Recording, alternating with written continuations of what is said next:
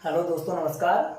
आज हम बात करने वाले हैं 10 की भाजकता के नियम के बारे में। तो शुरू करते हैं 10 की भाजकता का नियम। नियम है, यदि किसी संख्या का इकाई का अंक 0 हो तो वह संख्या 10 से विभाजित होगी। इस नियम में देखने लायक बात क्या है? एक तो है इकाई का अंक, वो भी क्या होना चाहिए? 0 और केवल 0 ही होना चाहिए। अगर ऐसी शर्त किसी संख्या में हो कि इकाई का अंक 0 है तो पूरी संख्या 10 से पूरी विभाजित होगी और 10 का पूरा भाग जाएगा। एक बार फिर से रिपीट कर देता हूं। यदि किसी संख्या का इकाई का अंक 0 हो तो पूरी संख्या 10 से विभाजित होगी। उदाहरण के लिए एक संख्या ले लेते हैं हम 657890। संख्या है 6,57,890। बिना भाग दिए जांच करनी है कि यह संख्या 10 से विभाजित है या नहीं। तो नियम के अनुसार हम देखते हैं कि नियम ये कहता है कि अगर इकाई का अंक 0 होता है, अगर इकाई का अंक क्या होता है? 0, तो वह 10 से पूरी विभाजित जरूर होगी। हम देखते हैं कि इस संख्या का इकाई का अंक क्या है? 0 है। पिछली वीडियो में मैं बता चुका हूं कि इकाई का अंक हमेशा दाहिनी तरफ से देखा जाता है। ये होता है इकाई का अंक, ये होता है दहाई का अंक, ये सैकड़ा, इसी प्रकार हजार, 10,000 और लाख। इस उदाहरण में इकाई का अंक क्या है? हम देखते हैं कि इस उदाहरण में इकाई का अंक 0 आता है। तो नियम के अनुसार यह 6,57,890 10 से पूरा विभाजित जरूर होगा। अतः हम लिख सकते हैं, चूंकि संख्या का इकाई का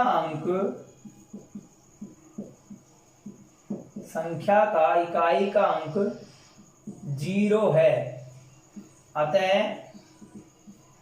6,57,890 10 से विभाजित है।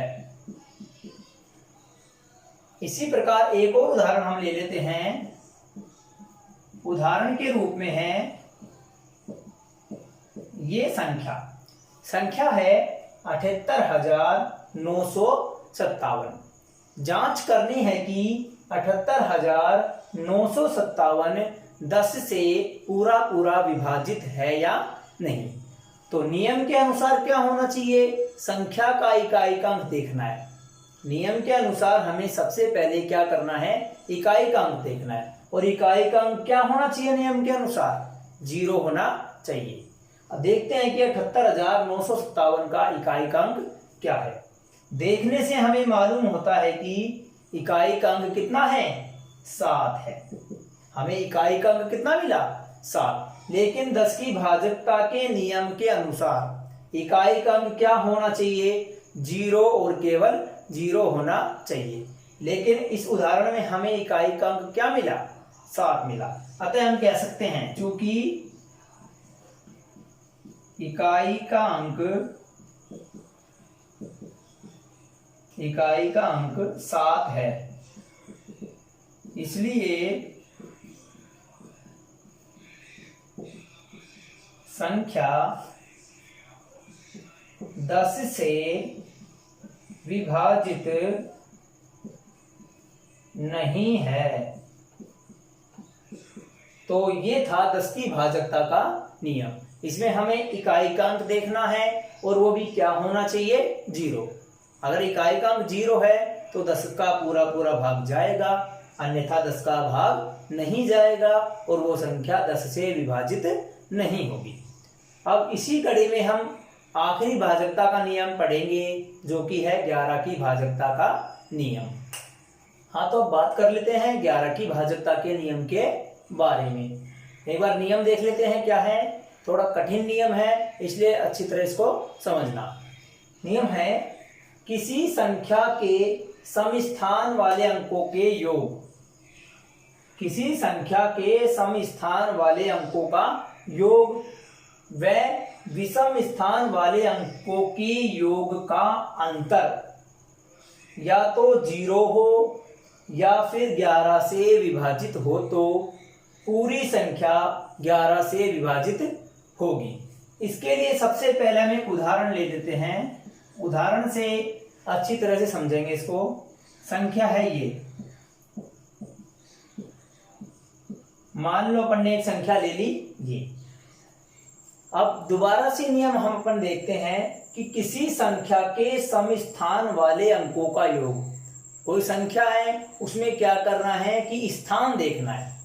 यहाँ पे ये नहीं देखना कि वो अंक सम है या विषम, हमें उससे मतलब नहीं है, हमें केवल उसके स्थान से मतलब है कि वो किस जगह पर रखा हुआ है। तो क्या करना है, सम स्थान वाले अंकों को जोड़ना है आपस में और विषम स्थान वाले अंकों को आपस में जोड़ना है और उनका अंतर करना है। अंतर का मतलब दोनों को घटाना है और घटाने पर या तो 0 आना चाहिए या फिर उसमें 11 का भाग पूरा पूरा जाना चाहिए। उदाहरण से देख लेते हैं, देखते हैं कि सम स्थान क्या होता है और विषम स्थान क्या होता है। एक बात और बता देता हूं, स्थान की गणना अपन इधर से भी कर सकते हैं और इधर से भी कर सकते हैं। तो सबसे मैं सब स्थान की गणना इस साइड से कर रहा हूं। देखते हैं ये तो कौन सा स्थान है, 1 नंबर का स्थान है, ये 2 नंबर का, ये 3 नंबर का, ये 4 नंबर का, ये 5 नंबर का, ये 6, ये 7 और ये 8। हमें केवल स्थान देखने हैं, इन अंकों से कोई मतलब नहीं है।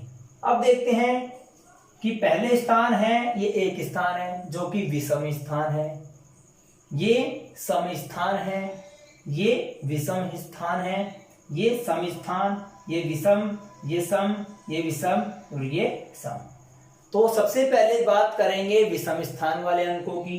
तो विषम स्थान पर कौन कौन से अंक हैं, यहां पे लिखेंगे विषम स्थान वाले अंकों का योग। जो विषम स्थान पर अंक हैं उन सबका योग करेंगे, मतलब जोड़ेंगे।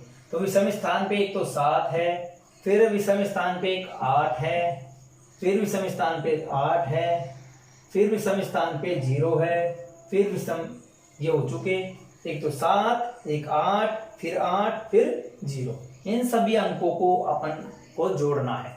7 में 8 जोड़ेंगे 15, 15 में 8 जोड़ेंगे 23 और 23 में 0 जोड़ेंगे वही 23 आएगा। इसी प्रकार सम स्थान वाले अंकों का योग करेंगे। सम स्थान वाले अंकों का योग, सम स्थान का मतलब दूसरे स्थान पर कौन बैठा है, चौथे स्थान पे कौन है, छठे पे कौन है, 8वें पे कौन है, इसी प्रकार आगे। ये तो विषम है, ये कैसा स्थान है, सम स्थान है। इसी प्रकार 4 पे सम स्थान है, वहां 7 है, इस बार छठे स्थान पे 9 बैठा है, इसी प्रकार 8वें स्थान पर 5 बैठा है। इनको जोड़ लेंगे, 5 में 7 जोड़ेंगे 12, 12 में 9 जोड़ेंगे 21, 21 में 5 जोड़ेंगे 26। अगर ऐसा भी ना समझ में आए तो क्या करेंगे, एक एक अंकों को छोड़कर जोड़ना है। क्या बोला मैंने, एक एक अंकों को छोड़कर जोड़ना है। एक एक अंक से मेरा मतलब है शुरू में अपन ने 7 लिया, फिर 8 लेंगे, फिर 8 लेंगे, फिर 0 लेंगे। एक एक अंक अपन ने छोड़ दिया, उनको जोड़ दिया है। इसी प्रकार फिर 5 लेंगे, ले लिया, फिर 7 लेंगे, ये ले लिया, फिर 9 लेंगे, ये लिख दिया, और फिर 5 लेंगे, इनको आपस में जोड़ लेंगे। तो क्या किया, विषम स्थान वाले अंकों को जोड़ दिया, सम स्थान वाले अंकों को जोड़ दिया। अब जो दोनों के जोड़ आए हैं उनका क्या निकालेंगे, अंतर निकालेंगे। अंतर का मतलब बड़े में से छोटी संख्या क्या कर देंगे, घटा देंगे। तो अंतर, दोनों का क्या लिखेंगे, अंतर। बड़ी संख्या 26 है, छोटी संख्या 23 है। 26 में से 23 घटा दिया, कितना बचा, 3 बचा। अब जो ये अंतर हमें मिला है ये तो या 0 होना चाहिए या फिर इसमें 11 का भाग पूरा पूरा जाना चाहिए। ना तो ये 0 है ना ही इसमें 11 का भाग जा रहा है, क्योंकि 3 11 से विभाजित 11 से विभाजित नहीं है। इसीलिए हम लिख सकते हैं कि यह संख्या 11 से विभाजित नहीं है। तो ये थे भाजकता के नियम।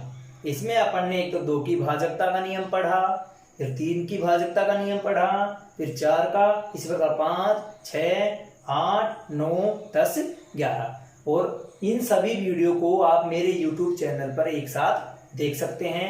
ये थी अपनी भाजकता के नियम। अगली वीडियो में हम अगले किसी टॉपिक के बारे में बात करेंगे। आपका बहुत बहुत धन्यवाद।